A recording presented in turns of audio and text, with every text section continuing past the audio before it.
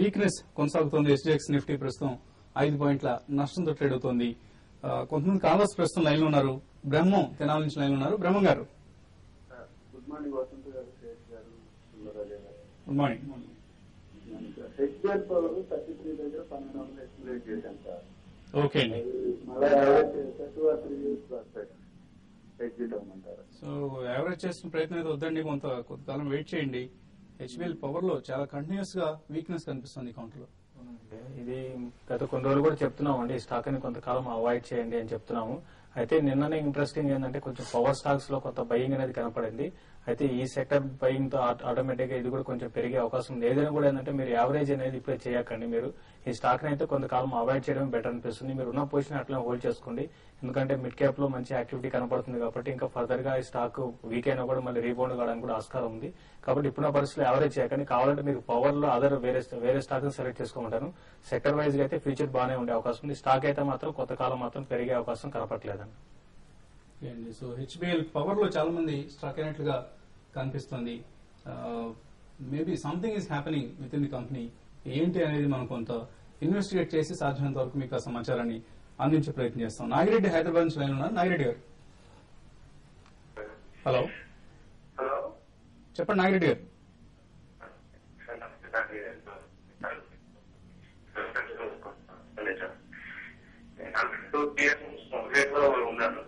Voice break అవుతుందండి. Investment చేస్తున్నాను.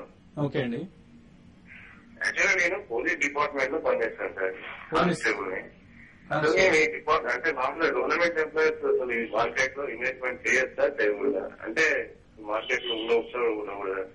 ఉండొచ్చండి. మార్కెట్ లో ఎవరికి కూడా నిషిద్ధమైన వ్యక్తుల జాబితా అంటే మీరు మాకు అసలు వర్కౌట్ అవుతుందా లేదా? మీకు డిపార్ట్మెంట్ స్టాక్ పెడదామని రీకో ఇండియా లిమిటెడ్ అండి.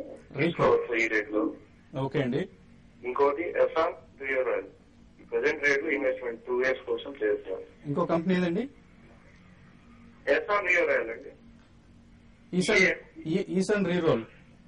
ఈసన్ రీరోల్. ఓకే అండి. ఓకే అండి. సో ఇంకోటి సార్ మన విన్నర్ అనలిస్ట్ లో కలవాలంటే ఎక్కడ సార్? అనలిస్టులు అండి. ఎందుకంటే మేము డిపార్ట్మెంట్ లో మాకు అంతగా ఈ బుక్స్ నాలెడ్జ్ ఇంగ్లీష్ లో ఉంటున్నాయి కాబట్టి మాకు అంతగా అర్థం కావట్లేదు. మీ డిపార్ట్మెంట్ నాలెడ్జ్ చాలా డిఫరెంట్ అండి in fact. So thank you very much అండి. రండి, ఎప్పుడైనా మీరు ఫ్రీగా ఉన్నప్పుడు మన స్టూడియోకి వస్తే ప్రోగ్రామ్ అయిన వెంటనే అనలిస్ట్ కొద్దిసేపు ఇక్కడే ఉంటారు, కలిసే అవకాశం ఉంటుంది. రోడ్ నెంబర్ 76 జూబ్లీ హిల్స్ లో మీరు కలిసే అవకాశం ఉంటుంది TV5 స్టూడియోకి వస్తే. సో రికో ఇండియా ఈసన్ రీరోల్. ఈసన్ రీరోల్ చూస్తే ఫండమెంటల్ గా చాలా స్ట్రాంగ్ కంపెనీ అండి. 116 రూపీస్ దగ్గర 10 చూస్తే కనుక పాజిటివ్ గా ఉంది. Equity just 4 crores, electrical equipment తయారు చేస్తున్న కంపెనీ అనమాట. అండ్ ప్రాఫిటబిలిటీ చూస్తే కనుక లాస్ట్ ఇయర్ 7 crores నుంచి 55 crores వరకు పెరగడం జరిగింది. డెఫినెట్ గా మీరు లాంగ్ టర్మ్ మీరు హోల్డ్ చేయొచ్చు. అలాగే రెండోది మీరు రీకో ఇండియా అడిగారు. రీకో ఇండియా టెక్నికల్ గా చాలా బులిష్ గానే కనిపిస్తుంది. కాకపోతే లాస్ట్ ఒక 1 month గా 47 రూపీస్ నుంచి ఒక మైనర్ కరెక్షన్ మనం చూస్తున్నాము. కాకపోతే కరెంట్ రేట్ 35 రూపీస్ నుంచి పెద్ద పడే అవకాశం కనిపించట్లేదు. కాకపోతే సెక్టర్ చూస్తే చాలా చిన్న సెక్టర్ అండి. ఆఫీస్ ఎక్విప్మెంట్ తయారు చేసే సెక్టర్ కాబట్టి అదొకటి మీరు కొంచెం జాగ్రత్తగా ఆలోచించాలి.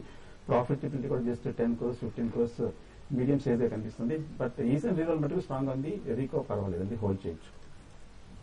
ఓకే అండి. నెక్స్ట్ కాలర్ ముంబై నుంచి లైన్ ఉన్నారు. కేవీ రావు గారు. చెప్పండి రావు గారు. Good morning sir. Good morning. మేము అపోలో టైర్స్ ని 66 లో బయట చేసామండి. Very good. ఓకే అండి. ఇప్పుడు ప్రెసెంట్ 76 లో ఉందండి. ఇప్పుడు ఏమైనా బుక్ చేయొచ్చు అంటారా? ప్రాఫిట్ బుక్ చేయొచ్చు అని అడుగుతున్నారు. అవునండి. ఓకే అండి. అపోలో టైర్స్ లో ఇప్పుడు ప్రాఫిట్ బుక్ చేస్తారు. టైర్స్ అయితే మీకు నిన్న కూడా న్యూస్ రావడం జరిగిందండి. కొత్తగా వాళ్ళు ఆల్రెడీ ఇంతకు ముందు మూసేసిన దాన్ని మళ్ళీ ఓపెన్ చేయడం జరిగింది. సో ఇదనే కాదు, ఓవరాల్ గా టైర్ ఇండస్ట్రీ కూడా చాలా బులిష్ ఉంది.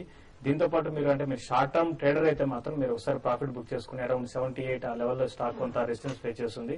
రీసెంట్ గా స్టాక్ అయితే 15-20% చాలా తక్కువ టైంలో పెరిగింది కాబట్టి ఒక ఓవర్ బాట్ జోన్ లో ఉంది స్టాక్ అయితే.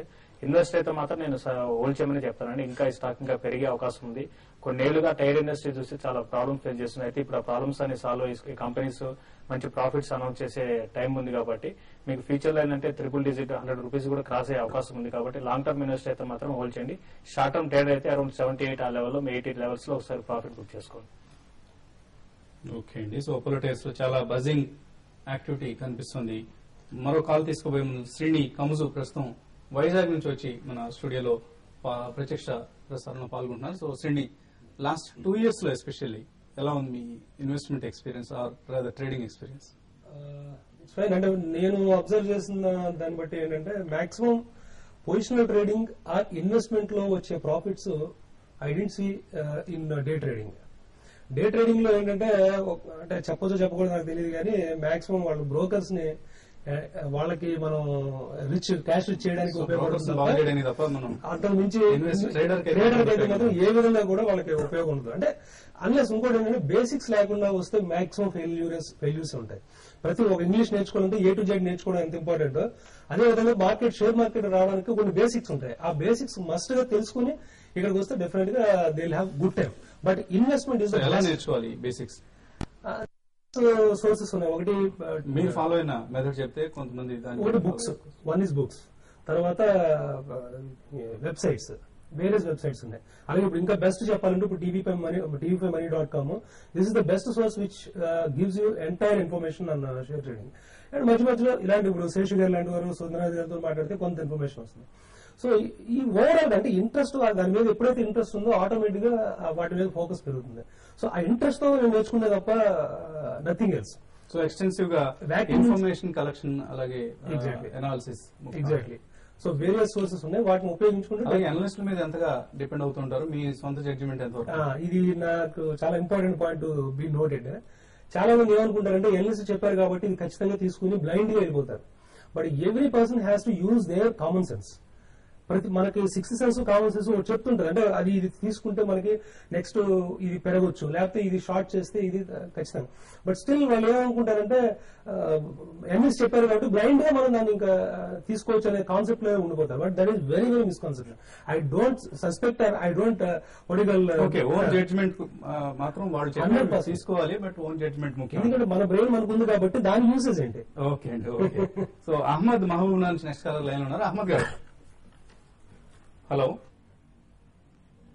సార్. నాకు పాప ఫండ్ గురించి తెలుసుకోవాలి sir.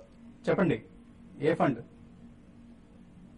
Sir equity growth pension growth fund sir, Bajaj Allianz గురించి చెప్తారా సార్? అది బజాజ్ అలయన్స్ సంబంధించిన equity growth pension growth fund అంట sir. Equity growth pension growth fund. Okay అండి, ఓకే అండి. సో శ్రీని, మీరు ఎప్పుడైనా ఈ ఫండ్ ని వినడం జరిగిందా? మీరు ఇన్సూరెన్స్ ఇండస్ట్రీ నుంచి వచ్చారు. లేదు. ఓకే అండి, ఇది ఒక యూనిప్ స్కీమ్ లాగా కనిపిస్తోందండి, యూనిట్ లింక్డ్ ఇన్సూరెన్స్ ప్లాన్ లాగా కనిపిస్తుంది. వీటిలో చాలా long term, minimum 7 to 8 years మీరు వెయిట్ చేస్తే తప్ప ఇటువంటి ఫండ్స్ నుంచి నార్మల్ గా we cannot expect decent return, better return. So maybe if you're long term investor, just hold on to your investment అండి. Next caller. Hello hello, good morning. Good morning అండి, ఎక్కడి నుంచి మాట్లాడుతున్నారు? నమస్తే సార్. నమస్తే అండి, కోటేశ్వరరావు నర్సరాపేట అండి. చెప్పండి కోటేశ్వరరావు గారు. సార్, జేపీ అసోసియేట్ రీసెర్చికల్ మైనింగ్స్ అండి. జేపీ అసోసియేట్ ఫ్యూచర్ 132 లో బై చేశా సార్. రీసెర్చికల్ మైనింగ్స్ ఈ మధ్య నేను 40 రూపీస్ లో తీసుకొని 135 లో సెల్లింగ్ ఇచ్చానండి. అయితే రీసెంట్ గా 150కి వెళ్ళి ఇప్పుడు 80 నడుస్తుంది. అయితే ఆ స్టాక్ 1:2 బోనస్ ఇచ్చి స్ప్లిట్ చేస్తున్నాయండి 1 రూపీకి. ఆ రెండింటి గురించి చెప్తారు సార్. ఫస్ట్ జేపీ అసోసియేట్స్ అయితే, జేపీ అసోసియేట్స్ లాస్ట్ కొన్ని రోజులుగా చూస్తుంటే 124 ఆ లెవెల్స్ నుంచి బాగా వీక్ అవుతుందండి. మళ్ళీ ఈ రోజు కొంత స్టాక్ అయితే ఒక రీబౌండ్ అవడానికి కూడా ఆస్కారం ఉంది. రీబౌండ్ వచ్చినప్పుడు ఈ F&O క్లోజింగ్ కి స్టాక్ 124, 125 దాటి పెరిగే అవకాశం లేదు. అక్కడ ఒకసారి ఎగ్జిట్ తీసుకోమని చెప్తాను.